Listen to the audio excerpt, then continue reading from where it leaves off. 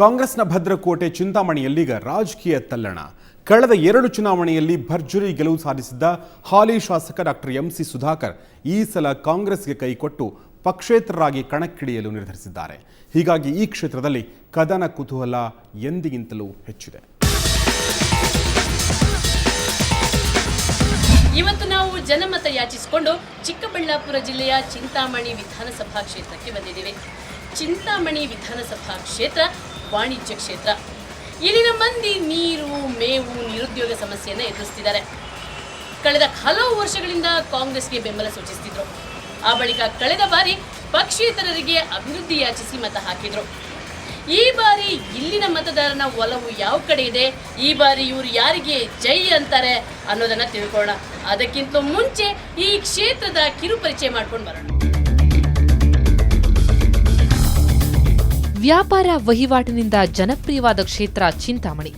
ಮೊದಲು ಕೋಲಾರ ಜಿಲ್ಲೆಯ ಅವಿಭಾಜ್ಯ ಅಂಗವಾಗಿದ್ದ ಚಿಂತಾಮಣಿ ಚಿಕ್ಕಬಳ್ಳಾಪುರ ಜಿಲ್ಲೆಯಾದ ಮೇಲೆ ಆ ಜಿಲ್ಲೆಗೆ ಸೇರ್ಕೊಂಡಿತು.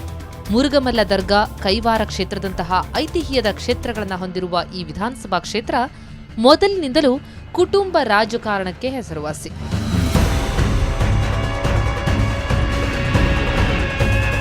ಕೃಷಿ ಪ್ರಧಾನ ತಾಲೂಕಿನಲ್ಲಿ ಕಡಲೆ ಬೀಜ, ಜೋಳ ಹೆಚ್ಚಾಗಿ ಕಂಡುಬರುತ್ತೆ.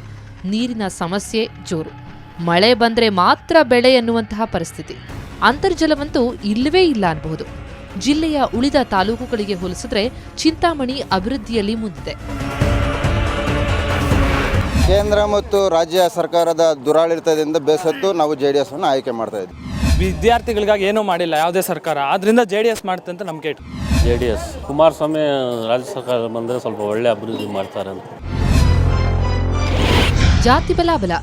ಒಕ್ಕಲಿಗ 50,000, SC 35,000, ST 30,000, ಅಲ್ಪಸಂಖ್ಯಾತರು 28,000, ಇತರೆ 15,000. ಕ್ಷೇತ್ರದಲ್ಲಿನ ಒಟ್ಟು ಮತದಾರರ ಪ್ರಮಾಣ 1,78,000. ಅದರಲ್ಲಿ ಪುರುಷ ಮತದಾರರು ಸುಮಾರು 90,000ದಷ್ಟಿದ್ದಾರೆ. ಮಿಕ್ಕವರು ಮಹಿಳಾ ಮತದಾರರು. ಕ್ಷೇತ್ರದಲ್ಲಿ ಒಕ್ಕಲಿಗ ಮತ್ತು SC ಪ್ರಭಾವ ಜೋರಾಗಿದೆ.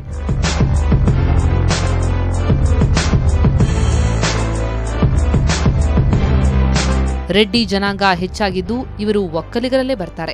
ಹೊರತಾಗಿ ಅಲ್ಪಸಂಖ್ಯಾತರು, ST ಜನಾಂಗದವರು ನಿರ್ಣಾಯಕರು. ಒಂದು ಸಲ ಗೆದ್ದವರು ಮತ್ತೊಮ್ಮೆ ಗೆದ್ದೇ ಗೆಲ್ತಾರೆ. ಇದು ಇಲ್ಲಿನ ವೈಶಿಷ್ಟ್ಯ.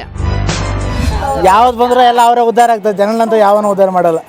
ಕಾಂಗ್ರೆಸ್ ಬರಲಿ, ಯಾಕೆಂದರೆ ಸಮಸ್ಯೆಯನ್ನು ಪರಿಹಾರ ಮಾಡಲಿ. ನೀರಿನ ಸಮಸ್ಯೆ, ಜನಗಳ ಸಮಸ್ಯೆಗಳು ಜಾಸ್ತಿ ಆಗಿಬಿಟ್ಟಿದೆ, ನೀರು ಕೊರತೆ ಜಾಸ್ತಿ.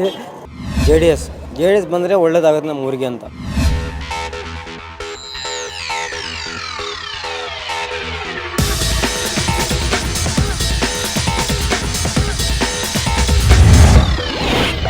ಸಂಭಾವ್ಯ ಅಭ್ಯರ್ಥಿಗಳು: ಬಿಜೆಪಿ ಮಹೇಶ್, ಕಾಂಗ್ರೆಸ್ ವಾಣಿ ಕೃಷ್ಣರೆಡ್ಡಿ, JDS GK ಕೃಷ್ಣರೆಡ್ಡಿ, ಪಕ್ಷೇತರ ಡಾಕ್ಟರ್ ಎಂಸಿ ಸುಧಾಕರ್. ಚಿಂತಾಮಣಿ ಮೊದಲಿನಿಂದಲೂ ಕಾಂಗ್ರೆಸ್ನ ಭದ್ರಕೋಟೆ.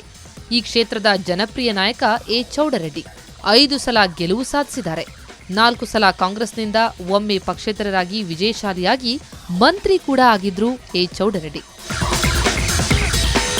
ಇನ್ನು KM ಕೃಷ್ಣಾರೆಡ್ಡಿ ಜನತಾದಳದಿಂದ 2 ಸಲ ಆಯ್ಕೆಯಾಗಿ ಸಚಿವರಾಗಿದ್ರು.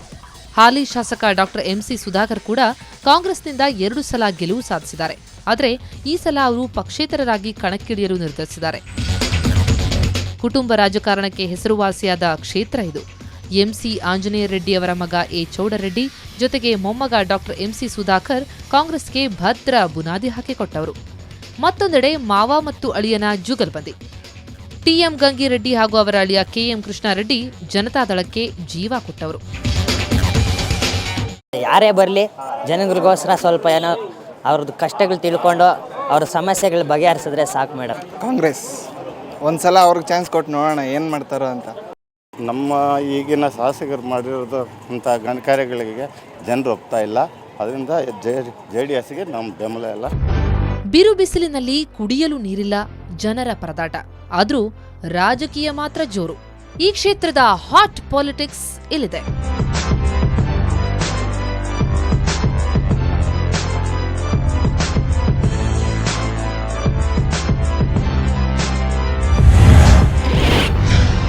ಕ್ಷೇತ್ರ ಚಿಂತಾಮಣಿ ಯಾವ ಪಕ್ಷ ಗೆಲ್ಲಬೇಕು? ಬಿಜೆಪಿ (11.83%), ಕಾಂಗ್ರೆಸ್ 26.17%, ಜನತಾದಳ (17.13%), ಪಕ್ಷೇತರರು 44.97%. ಮತದಾರ ಪ್ರಭು ಮತ್ತೆ ಡಾಕ್ಟರ್ ಸುಧಾಕರ್ ಕೈ ಹಿಡಿಯುವ ಎಲ್ಲ ಲಕ್ಷಣಗಳು ಗೋಚರಿಸ್ತಾ ಇವೆ.